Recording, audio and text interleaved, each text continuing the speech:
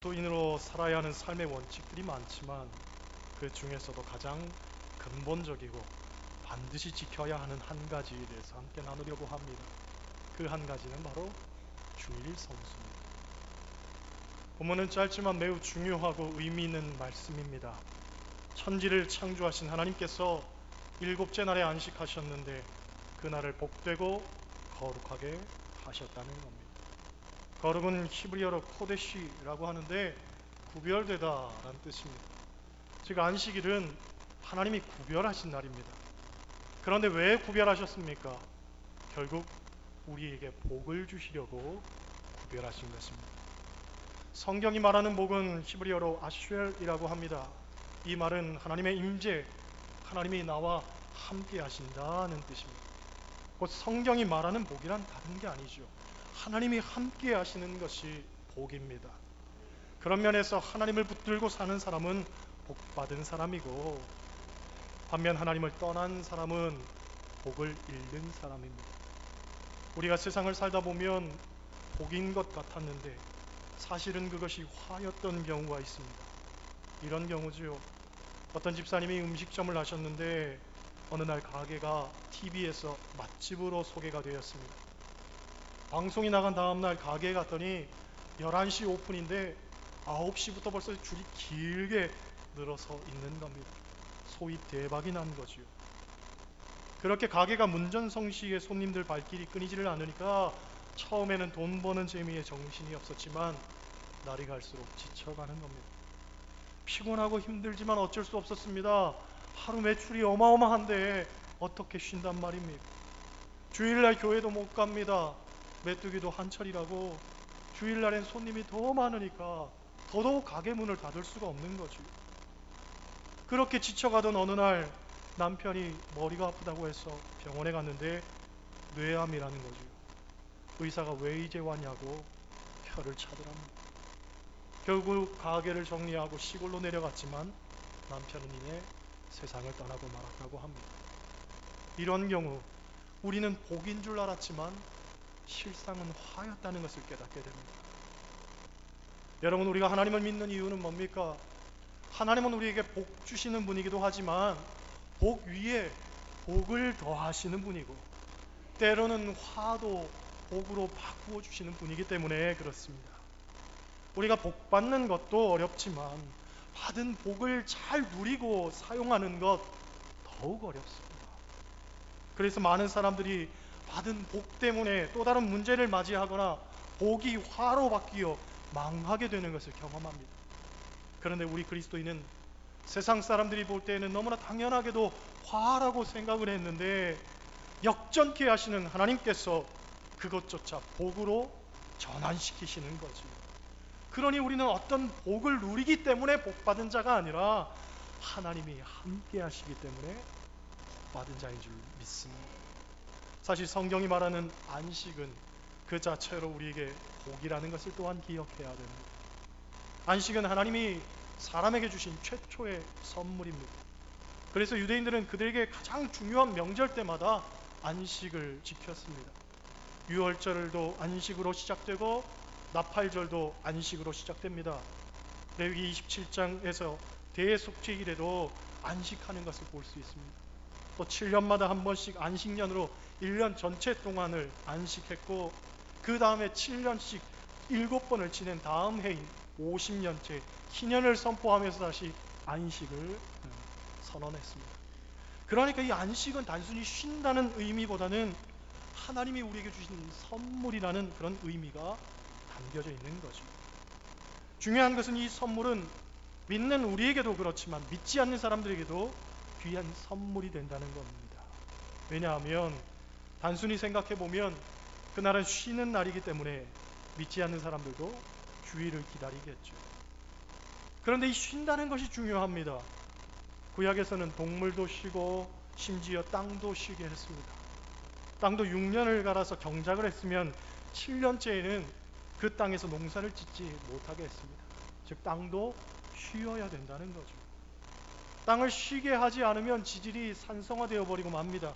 또 땅 자체도 면역력이 약해지고 저항력도 약해진다고 하죠. 그러한 땅에서 얻어진 결실은 당연히 좋을 수가 없는 겁니다. 그런데 안타깝지만 요즘도 땅은 얼마나 혹사를 당하는지 모릅니다. 봄에 심어서 여름에 자라면 가을에 추수합니다. 그러면 좀 쉬어야 되는데 겨울에는 또 특수 작물을 심습니다. 비닐하우스도 치고 또 농사를 짓습니다. 그러니 땅이 쉴 틈이 없죠. 그렇게 약해진 땅에서 자라는 작물들은 실하지도 않을 뿐만 아니라 병충해에도 잘 걸립니다. 때문에 병충해를 방지하려고 농약을 더 뿌리게 되지요. 그러면 해충들은 농약에 대한 내성이 생기게 되고 농약은 그러한 해충들을 죽이기 위해서 해마다 더 독해지게 됩니다. 이러한 악순환의 반복들, 결국 창조의 질서를 무시하고 살아서 그런 겁니다. 그것들 결국 사람들이 먹고 사니까 우리도 수많은 병에 노출되고 사는 거죠. 때문에 창조의 질서는 쉼이 있어야 된다는 겁니다. 여러분, 사람도 쉼이 있어야 됩니다. 쉬어야 됩니다. 이스라엘 백성들이 애굽에서 종살이 할 때에는 안식일이 없었습니다. 엿새를 일하고 7일째 쉰다는 것 전혀 상상할 수가 없는 일이었죠. 단 하루도 쉬지 못하고 일했던 것이 노예의 삶이었습니다. 해가 뜨면 무조건 일해야 되고 게으름을 부리면 채찍에 맞아야만 됐습니다. 밤이 되면 피곤한 몸 가지고 방에 들어가 쓰러져 잘 수밖에 없지요. 무릎이 아프다고, 허리가 아프다고 어디에 하소연도 못합니다. 또 여상하게 일터로 나가야 되는 것이 노예의 삶이었습니다. 그런 이스라엘 백성들을 애굽에서 인도하여 내신 하나님께서 가장 먼저 이스라엘 백성들에게 말씀하셨던 것이 안식일을 기억하여 거룩하게 지키라. 이것은 단순히 쉰다는 의미가 아니라 궁극적 의미는 너희는 이제 종이 아니라 자유인이 되었다는 거예요. 이제는 나를 위해서, 하나님을 위해서 살 수 있는 어떤 여건과 토대가 생겼다는 거죠. 그러므로 안식할 수 있다는 자체가 은혜인 겁니다. 프랑스에서 11제를 실시했던 적이 있습니다. 11제는 9일을 일하고 하루를 쉬는 걸 말합니다. 경제 성장을 위해서 고안된 제도였는데 6일을 일하고 하루 쉬는 것보다 9일을 일하고 하루 쉬는 것이 더 효율적이고 더 많이 일을 할 수 있으니까 생산적인 면에서 좋을 거라고 생각하고 그런 제도를 실시했습니다. 그런데 막상 해보니 경제가 성장하기는 고사하고 오히려 하락하더라는 거죠. 더 많은 날짜를 일하면 더 많은 수익이 있어야 하는데 그렇지를 못하더라는 거예요. 사람들이 지쳐가고 불량률이 늘어나고 생산성은 하락하고 아니더라는 거죠. 그래서 1년 만에 도로 7일제로 회귀해버렸습니다. 오늘날에는 주 5일제가 더욱 보편화되고 있는데 5일이라고 이틀을 쉬었더니 사람들이 더 삶에 의욕이 생기고 능률이 오르더라는 거죠. 그러니 쉰다는 것은 단순히 아무것도 안 하는 것이 아니라 삶을 재충전하고 활력 있게 하고 건강하게 만들어서 더욱 집중하게 만들더라는 겁니다. 그런 면에서 본다면 여러분, 우리의 육체도 쉬어야 되지만 우리의 영혼도 쉼을 얻어야 됩니다. 우리는 잘 인식하지 못하지만 사실 육체의 피곤보다 영혼의 피곤이 더 심화되고 있다는 것 우리가 알아야 됩니다. 왜냐? 육체는 일로 피곤하지만 영혼은 전투로 피곤합니다. 우리는 흔히 영적 전쟁이라는 말을 사용하는데 영혼은 매일같이 전쟁터에서 싸움을 하고 있습니다. 전쟁이라는 건 죽느냐 사느냐 하는 문제입니다. 그 전쟁에서 우리 대적 사단 마귀는 우는 사자와 같이 우리를 삼키려고 탐탐 노리고 있는데 그것에서부터 살아남기 위해서 우리 영혼이 얼마나 지금 발버둥 치고 있는지를 깨달아야 됩니다. 그러니 영혼은 말할 수 없는 긴장감 속에서 하루하루를 쉬지도 못하고 있는 거죠. 그 영혼에게 우리는 쉼을 주어야 되는데 그것이 바로 주일 예배, 이 주일 성수하는 것입니다. 이 시간만큼은 누구도 침범할 수 없습니다. 사단 마귀도 범접할 수 없습니다. 예배 시간은 하나님께서 온전히 우리를 지키시고 보호하시는 시간입니다. 이 시간을 통해서 우리의 영혼은 쉼을 얻고 소생케 되는 것입니다. 때문에 어떤 일이 있어도 주일날만큼은 타협해서는 안 됩니다. 주일날만큼은 다른 그 어떤 것에 양보해서도 안 됩니다. 분명한 영적 원칙, 주일 성수 지키고 살아야 되는 겁니다.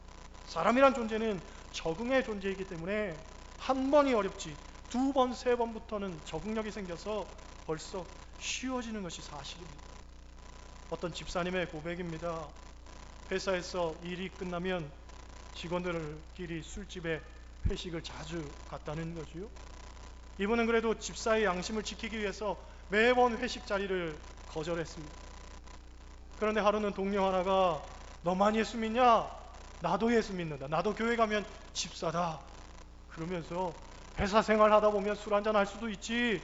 같이 어울려야지. 너만 왜 그렇게 매번 빠지냐? 그러면서 책망을 하더라는 거죠. 그 말 듣고 보니 미안한 생각이 들어서 그날 저녁 회식 자리에 같이 가게 되었습니다. 생각보다 즐겁고 재미가 있었습니다. 그래도 다행인 것은 술은 한 잔도 안 마셨다는 겁니다. 며칠 후에 회식이 또 있게 되었는데 지난번 같이 재밌게 놀아놓고 안 간다고 하긴 못해서 이번에는 누가 가자고 하진 않았지만 참석을 하게 되었습니다. 그래도 다행인 것은 술은 한 잔도 안 마셨다는 겁니다. 또다시 며칠 후에 회식이 있어서 자연스레 참석을 했는데 지난번 나무라던 동료 하나가 술 한 잔 받으라면서 자꾸 권하더라는 거지요. 나도 집사지만 하나님이 다 이해하실 거야. 그러면서 내밀기에 딱 한 잔만 받았습니다. 그래도 다행인 것은 취하지는 않았다는 거죠.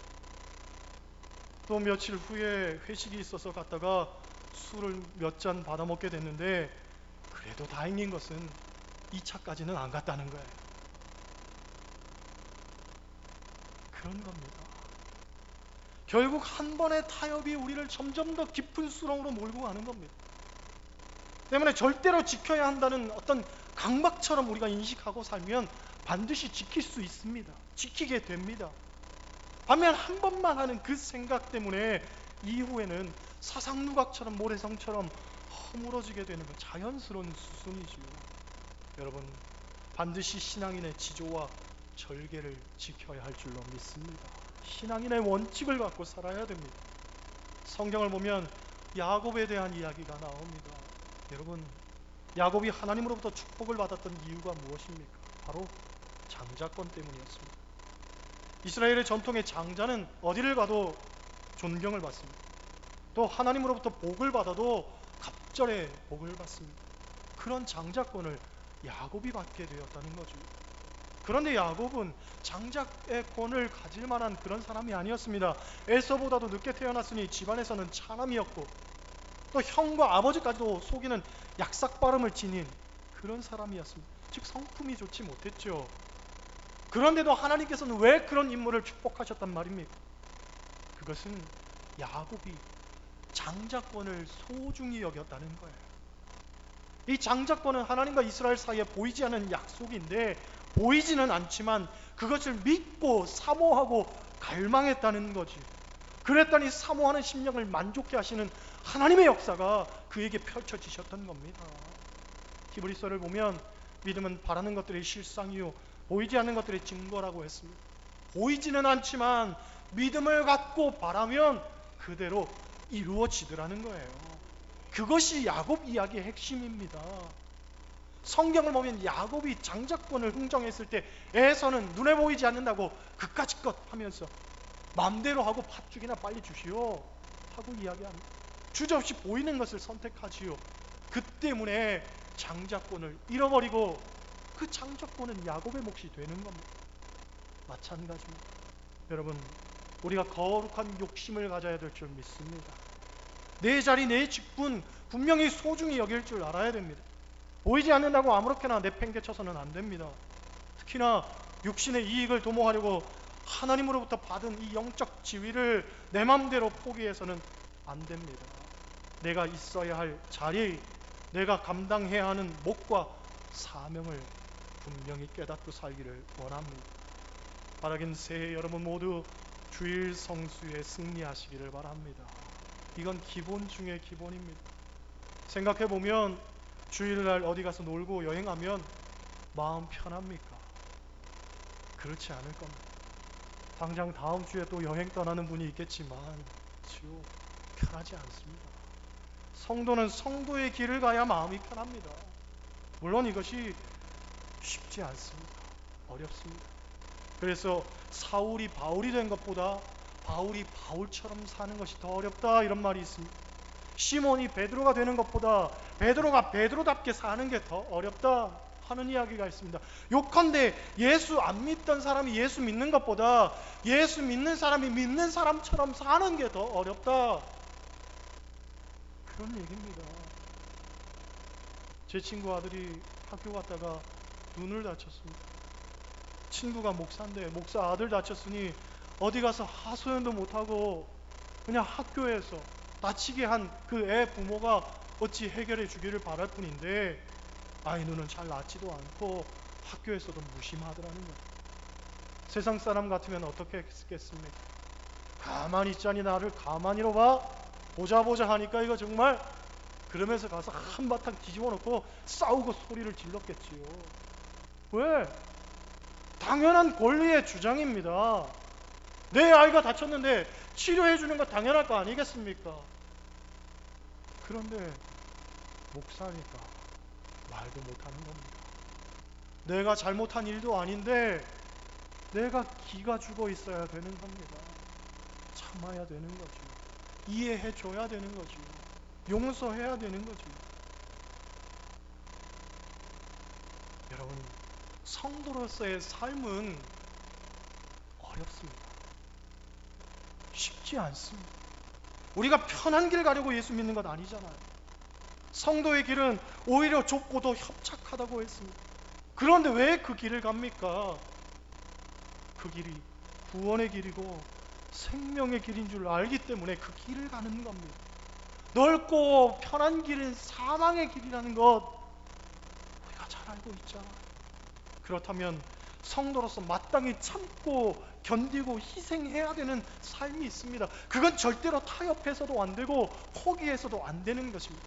나 스스로 자꾸 원칙을 깨뜨려 버리니까 문제가 생기는 것 아닙니까? 지킬 건 반드시 지켜야 됩니다. 어려워도 지켜야 됩니다. 쉽게 할 생각을 버려야 됩니다. 여러분, 하나님이 복되고 거룩하게 하신 이 날은 우리 영혼의 안식을 얻는 날입니다. 사람은 육체가 쉬어야 하듯 영혼도 쉬어야 됩니다. 그래야 영혼의 전투, 영적인 전투를 더 잘 치를 수가 있지요. 이것은 타협할 수 없는 본질적 문제입니다. 그래서 하나님께서 10가지 계명 중에 하나로 우리에게 안식일을 기억하여 거룩히 지키라 하고 말씀하신 겁니다. 하나님도 쉬신 겁니다. 오늘 안식하는 주의 날에 예배를 통해서 여러분 위로를 얻고 기쁨을 얻으시기를 소원합니다. 하나님께 온전히 여러분의 시간을 드리고 삶을 드림으로 그분으로부터 얻는 놀라운 은혜와 은총으로 채우시기를 바랍니다. 그래서 여러분의 영혼이 쉼을 얻고 소생케 되는 축복이 있기를 원합니다. 매일같이 벌어지는 이 영적 전투에서 하나님께서 주시는 새 힘받아 늘 승리하며 사는 여러분 되시기를 주님의 이름으로 간절히 축원합니다. 기도하시겠어요?